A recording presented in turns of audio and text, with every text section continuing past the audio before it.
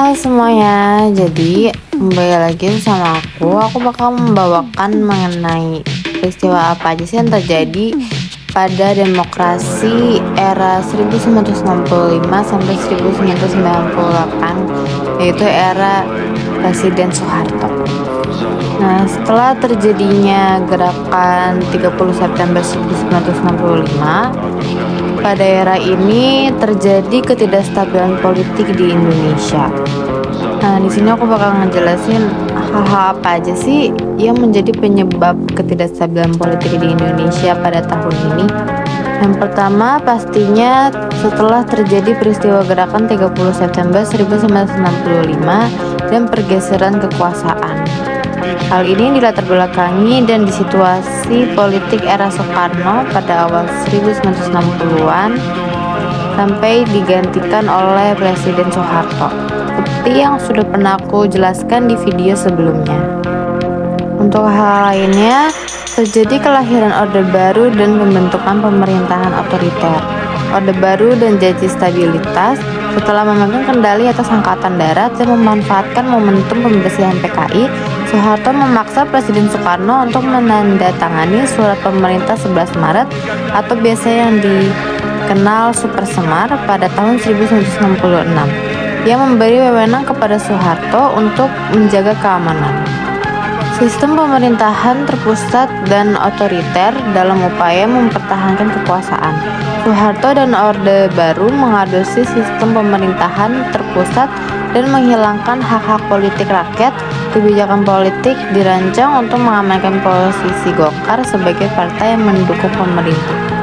Yang partai-partai politik itu disederhanakan menjadi 3 partai utama, yaitu Partai Persatuan Pembangunan dan Partai Demokrasi Indonesia.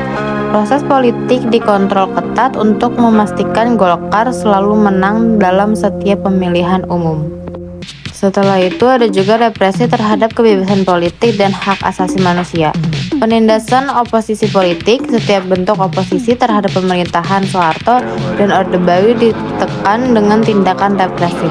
Rakyat tidak dapat bebas mengungkapkan pendapat politik dan aktivis yang mencoba menentang pemerintah seringkali diintimidasi, ditangkap dan dipenjara tanpa proses hukum yang jelas. Pemerintah menggunakan militer dan politik sebagai alat untuk menjaga ketertiban dan menindak lawan-lawan politik.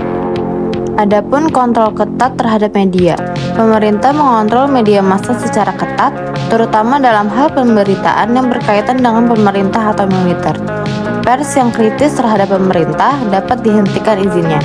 Pemerintah juga memberlakukan sensor ketat untuk memastikan bahwa berita dan informasi yang tersebar hanya yang mendukung citra positif pemerintah. Selanjutnya, hal-hal yang menyebabkan ketidakstabilan politik di Indonesia yaitu korupsi, kolusi, dan nepotisme atau yang disingkat KKN. Penggunaan ekonomi oleh kelompok elit. Ekonomi Indonesia di era Orde Baru mengalami pertumbuhan yang stabil di awal. Namun di balik itu, Soeharto dan keluarganya serta kroni-kroninya menguasai sebagian besar sektor ekonomi. Mereka mendapatkan konsesi besar dalam berbagai proyek negara yang mengakibatkan kekayaan negara terkonsentrasi di tangan sedikit orang.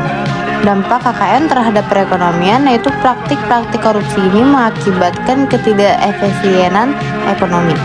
Dengan banyak proyek pembangunan yang bermasalah karena tidak transparan, karena uang publik diselewengkan, lalu layanan publik yang seharusnya mendukung kesejahteraan rakyat menjadi buruk, dan banyak dana yang seharusnya digunakan untuk meningkatkan pendidikan, kesehatan, dan infrastruktur malah dialihkan untuk memperkaya segelintir elit.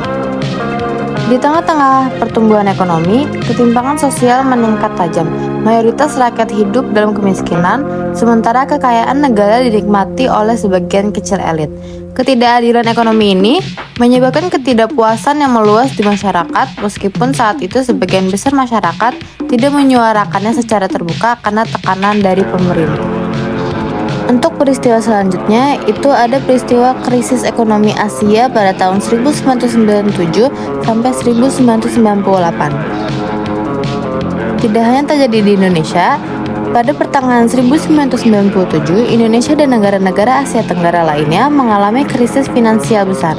Nilai tukar rupiah terhadap dolar AS mengalami penurunan tajam yang menyebabkan harga barang-barang impor melonjak. Krisis ini menghancurkan ekonomi Indonesia, terutama sektor perbankan dan koperasi yang memiliki utang dalam mata uang asing. Disayangkannya, respon pemerintah yang gagal, Soeharto dan pemerintah Orde Baru tampak tidak mampu menangani krisis ini secara efektif. Kebijakan-kebijakan yang diambil, termasuk upaya untuk mendekati IMF atau Dana Moneter Internasional, tidak mampu menstabilkan ekonomi. Masyarakat semakin kehilangan kepercayaannya terhadap pemerintahan Soeharto yang dinilai tidak transparan dalam menangani krisis. Krisis ekonomi ini menyebabkan kemiskinan dan pengangguran yang melonjak tajam. Banyak orang kehilangan pekerjaannya, harga bahan pokok naik, dan banyak daya beli masyarakat menurun drastis. Ketidakpuasan rakyat terhadap pemerintah semakin meningkat. Dan krisis ini menjadi titik kritis yang memicu aksi proses besar-besaran di berbagai kota di Indonesia. Ketidakstabilan politik di Indonesia pada era 1965 sampai 1998 merupakan hasil dari pemerintahan otoriter yang membatasi kebebasan rakyat dan praktik KKN yang merusak sistem ekonomi. Lalu, kegagalan pemerintah dalam mengatasi krisis ekonomi. Rezim Orde Baru meskipun sempat menciptakan stabilitas politik semu dan pertumbuhan ekonomi, pada akhirnya runtuh akibat ketidakadilan sosial dan tekanan rakyat yang menuntut perubahan. Era reformasi yang dimulai setelah jatuhnya Soeharto membawa harapan baru untuk demokrasi di Indonesia, meskipun masih banyak tantangan yang dihadapi dalam proses transisi ini.